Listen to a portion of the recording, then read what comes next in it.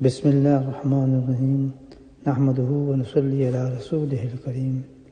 حضرت عائشہ صدیقہ رضی اللہ تعالیٰ عنہ روایت سناتی ہیں کہ آپ صلی اللہ علیہ وسلم ہر شب جب بستر پر لیٹتے تو دونوں ہاتھوں کو دعا مانگنے کی طرح ملا کر ان پر دم فرماتے، سورہ اخلاص، سورہ فلق، سورہ ناس تین مرتبہ پڑھ کر تمام بدن پر سر سے پاؤں تک جہاں جہاں ہاتھ چاہتا پھیل لیا کرتے تھے۔ 3 مرتبہ ایسے ہی کرتے، سر سے ابتدا فرماتے اور پھر منہ اور بدن کا اگلا حصہ اور پھر بقیہ حصے پر۔ شمائل ترمذی۔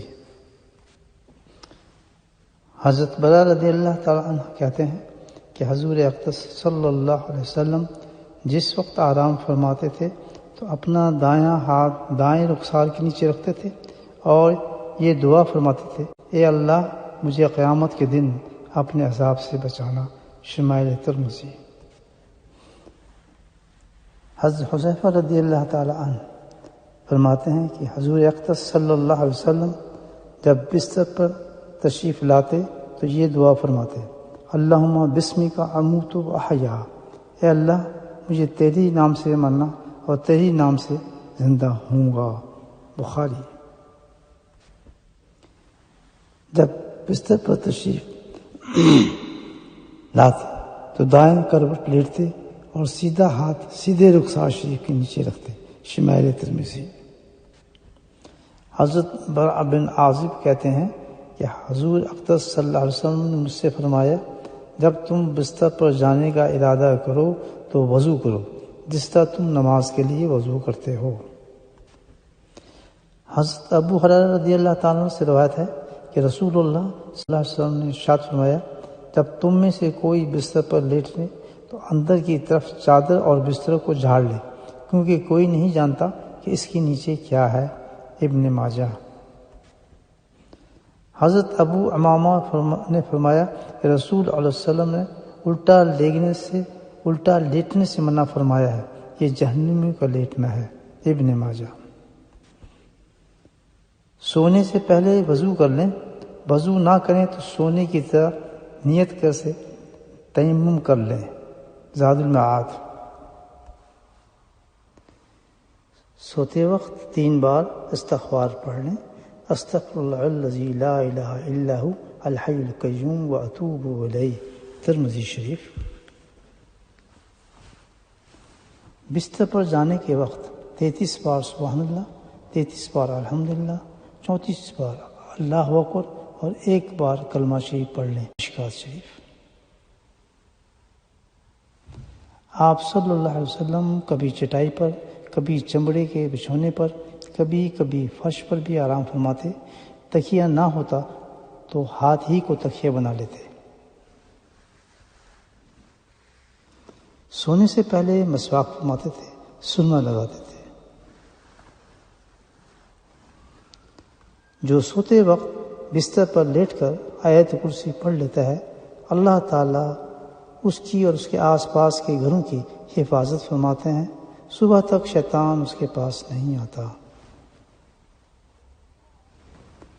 اگر سوتے میں کوئی اچھا خواب دیکھے اور آنکھ کھل جائے تو اس پر الحمدللہ کہے اور اس کو بیان بھی صرف ان لوگوں سے کرے جس سے وہ محبت کرتا ہے۔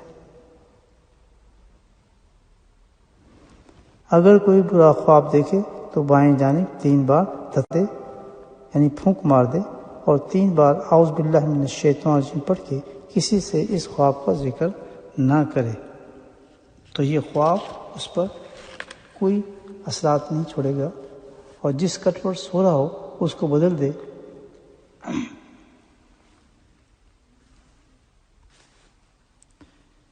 اگر فرصت میسر ہو تو اتباع سنت کی نیت سے دوپہر کو کھانے کے بعد کچھ دیر لیٹ جائے، اس کو قلولہ کہتے ہیں۔ اس مسنون عمل کے لیے سونا ضروری نہیں، صرف لیٹ جانا ہی کافی ہے۔ زاد المعاد۔ حضرت انس رضی اللہ تعالیٰ عنہ ہوتے ہیں کہ سلف صحابہ پہلے جمعہ ادا کرتے تھے پھر قلولہ کرتے تھے۔ بخاری۔ حضرت خواد بن جبیر رضی اللہ تعالیٰ عنہ کہتے ہیں کہ دن نکلتے وقت سونا بے عقلی، دوپہر کو سونا عادت اور دن چھپتے ہونا حماقت ہے۔ بخاری۔ تہجد کے لیے مصلی سرہانے رکھ کر سونا سنت ہے۔ نسائی۔ تہجد کی نماز کے لیے اٹھنے کی نیت کر کے سونا سنت ہے۔ نسائی۔ وضو کا پانی اور مسواک پہلے تیار کر کے سونا سنت ہے۔ مسلم۔ وہ دعائیں جو رات کو پڑھ لیں۔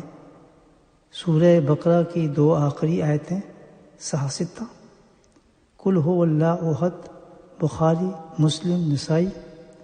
قرآن مجید کی 100 آیتیں، حاکم عن ابی ہریرہ، یا قرآن مجید کی 10 آیتیں، حاکم عن ابی ہریرہ۔ سورہ یاسین ابن حنان عن جذب رضی اللہ تعالیٰ عنہ۔ تہجد کے لیے مصلی سونا رکھ کر سونا سنت ہے۔ نسائی۔